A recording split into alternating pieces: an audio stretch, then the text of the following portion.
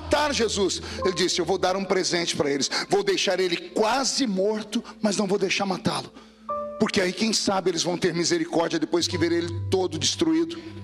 Naquela noite, Pôncio Pilatos autorizou que Jesus fosse espancado no seu jardim. Colocaram um mastro de madeira e amarraram a mão de Jesus para cima. Deixaram ele nu. E um carrasco, um soldado pretoriano da guarda romana, um carrasco de verdade, pegou na mão um chicote, mas não um chicote comum. Pegou um chicote criado para espancar judeus. Um chicote chamado azorrague. Diga comigo, azorrague.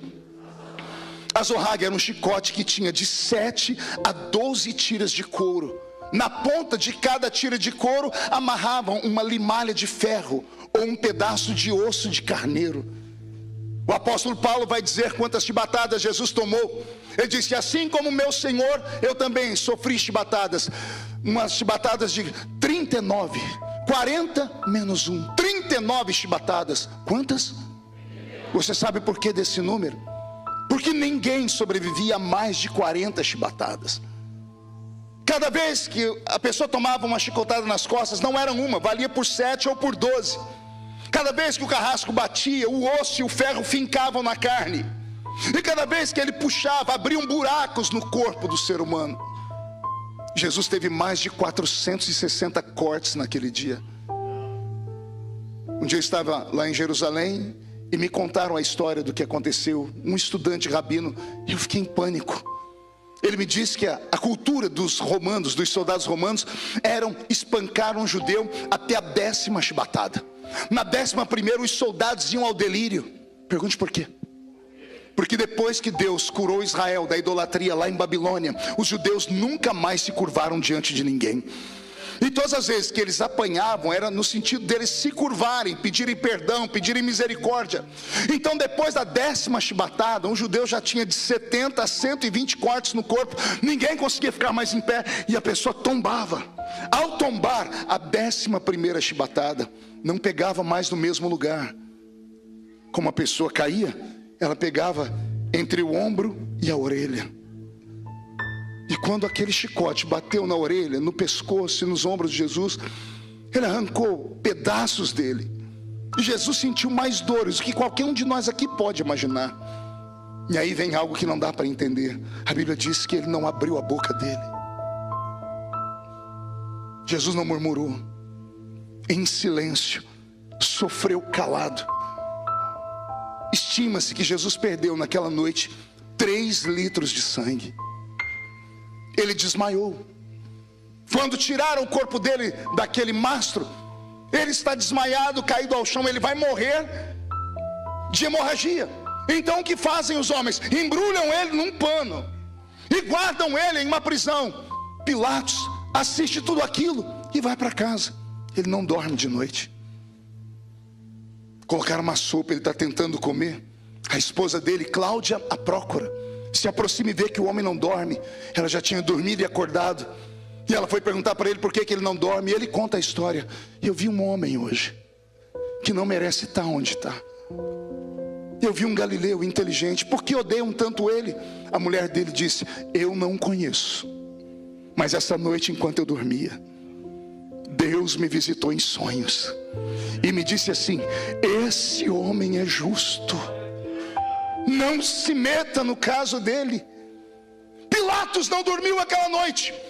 Passou a noite lendo os livros de leis criados pelos judeus e os livros de leis romanos para tentar achar um caminho para Jesus ser perdoado. E ele encontrou na lei dos judeus, a Pessac, a Páscoa. Na Páscoa havia uma cultura desde o Velho Testamento. O sumo sacerdote pegava 2 bodes. Um bode, ele colocava as mãos e todos os pecados do povo eram colocados sobre esse bode, e ele era soltado no meio do deserto. O outro era sacrificado. Os judeus faziam isso em época de Páscoa. Eles pegavam 2 bandidos, um era perdoado, o outro era morto. Então Pilatos fez questão de pegar um bandido, um assassino, e colocar do lado do curador, colocar do lado do ressuscitador de mortos, colocar do lado daquele que multiplicou pão e peixe. Na mente dele, ele diz assim: é claro que vão querer matar o assassino e não esse aqui. Só que como ele comenta isso com seus assessores, os assessores comentam com outros assessores, e a notícia chega no ouvido dos líderes judeus, e os líderes judeus dizem: temos que criar uma forma dele não ser perdoado. Descobrem que o Iscariotes está morto, e que ele jogou o dinheiro aos pés deles. Eles pegam a mesma moeda, as mesmas 30 moedas, e compram pessoas para ficar na porta da casa de Pôncio Pilatos. Pôncio Pilatos, naquela manhã ele vai para a sacada da casa dele e diz assim: eu quero fazer uma proposta a vocês, e manda trazer Jesus e Barrabás. O coração dele está acelerado, ele acredita que ele encontrou a saída. Ele diz: tenho aqui 2 homens, a lei de vocês diz que na Páscoa um pode ser perdoado. Quem é que vocês querem que eu solte? Yeshua, ou querem que eu solte Barrabás? As pessoas que estavam na frente estavam com as moedas de Judas, foram corrompidas, e elas gritaram: soltem Barrabás e matem Yeshua. Pilatos não acreditou no que estava vendo. Ele nunca viu tanta crueldade, nem entre os romanos, os mestres de criarem métodos de tortura. Ele manda trazer uma bacia com água, e ele lava a mão dele dizendo: eu não quero o sangue desse homem nas minhas mãos. E lá de baixo a multidão começa a gritar: caia sobre nós e sobre os nossos filhos o sangue desse homem. E aí quando a gente vê um Hitler da vida matar judeus, e aí quando a gente vê 7 de outubro do ano passado, o Hamas matar mais de 1.200 judeus com requintes de tortura, colocando bebês dentro de forno micro-ondas, estuprando mulheres e arrancando o útero delas, com elas vivas ainda, com as mãos. Quando a gente vê tudo isso, a gente fica com pena deles e diz: por que tanto ódio? Aí eu lembro do grito: caia sobre nós e sobre os nossos filhos o sangue desse homem. Pilatos mande que a tortura continue. Tiram Jesus dali e colocam ele entre os soldados. Os soldados romanos são como feras, parece que estão endemoniados. Jesus está coberto com o mesmo pano que jogaram ele dentro da cela, e de repente eles arrancam um pano do corpo dele. Você já tirou um esparadrapo de uma ferida não curada? Dói muito? Imagine tirar mais de 400 esparadrapos de uma vez. O corpo de Jesus se retesou por inteiro, e ele não abriu a boca. As feridas começam a pulsar sangue. Eles pegam uma coroa de espinhos feitas de madeira de acácia, encontrada só no deserto, espinhos que vão de 11 a 15 centímetros. Colocam a coroa não se ajusta. Eles pegam um pedaço de pau e batem na coroa. A coroa fincou nos supercílios, na orelha. Jesus ficou desfigurado. A gente sempre vê ele na cruz com um paninho aqui, né? As pessoas eram crucificadas nuas, porque elas tinham que ser humilhadas, tinham que perder a sua dignidade. As pessoas tinham que olhar para aquelas pessoas e ter nojo delas. Jesus foi pregado na cruz nu. Mas antes de pregarem ele, pegaram o patíbulo da cruz, a haste onde os braços eram fincados, colocaram nas costas dele. E Jesus não arrastou a cruz inteira, era impossível. A cruz pesava quase 200 quilos de madeira. Ele levou somente o patíbulo, aqui. Por isso que nas figuras e gravuras vemos ele caindo, tombando. A Bíblia não diz que ele caiu, mas nós entendemos que ele caiu porque encontraram no meio da multidão um homem, um tal de Simão, o Cirineu, e pediram para ele, pediram não, mandaram ele ajudar Jesus a carregar a cruz. Até nisso estão humilhando ele. Pergunte por quê? Cirineu não era sobrenome, era um homem nascido em Cirene, uma cidade perto da Etiópia. Era um africano que estava ali, alguém de uma etnia, segundo os romanos, diferente da dele, um homem da cor da pele diferente. Eles estão dizendo assim para ele: ninguém do seu povo vai te ajudar. Até nisso Jesus está ensinando a gente. Ele está dizendo: quando todos te faltarem, nem que precise um estrangeiro te ajudar, nem que seja alguém de outro povo para estender a mão para você, mas eu não te abandono na sua caminhada. Ele está dando lições no meio do caminho, aleluia. Ele então vai pela via da crucificação, e quando chegam com ele no alto do Gólgota, no monte chamado Caveira, eles tiram o patíbulo das suas costas, fincam o patíbulo no mastro central da cruz. Agora temos uma cruz no chão. A cruz não era lavrada, ela não era lixada, ela era uma madeira cheia de ferpas e farpas, e deitam ele com as costas toda aberta naquela madeira.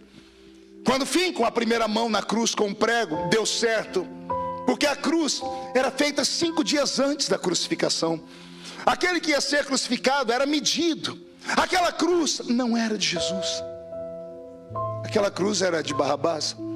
Barrabás era um homem zarrão de quase 2 metros de altura, porque ele vinha da terra de Caríates, a terra de Judas, a terra daqueles revolucionários patriotas judeus.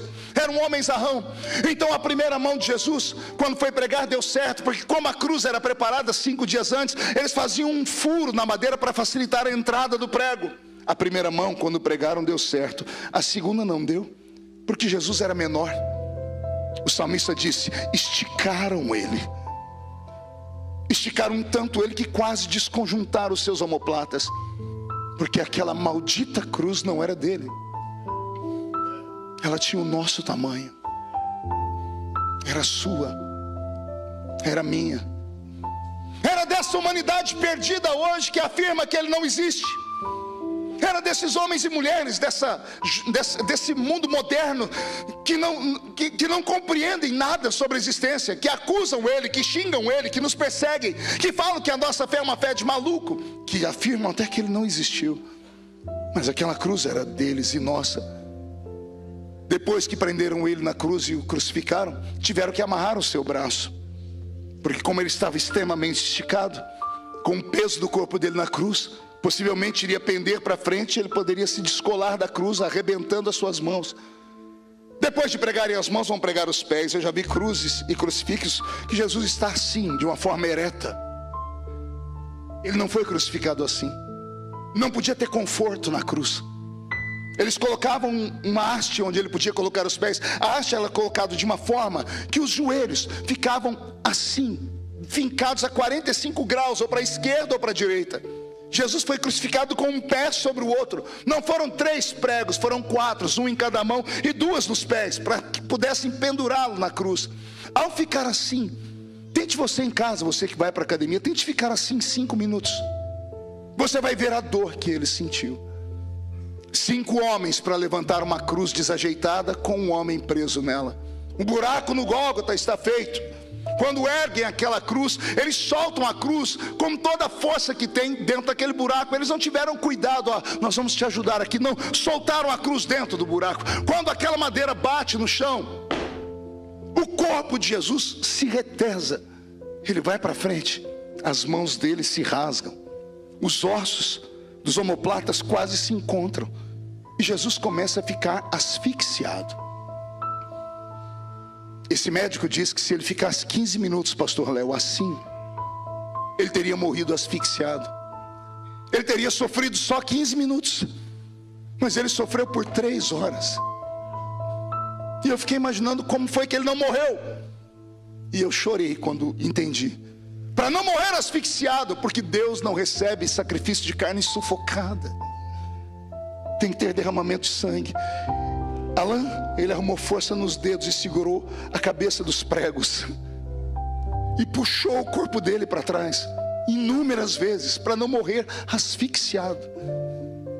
As costas dele mais uma vez vão encontrar as ferpas e farpas aqui atrás da madeira. Jesus sente dores que nenhum de nós é capaz de imaginar, e mesmo assim ele não abre a boca dele. Diz a Bíblia, como ovelha muda, sobe ele ao matadouro. E um dia eu perguntei, por que o senhor ficou em silêncio tanto tempo na cruz? Por que o senhor não gritou? Ele disse, eu não podia.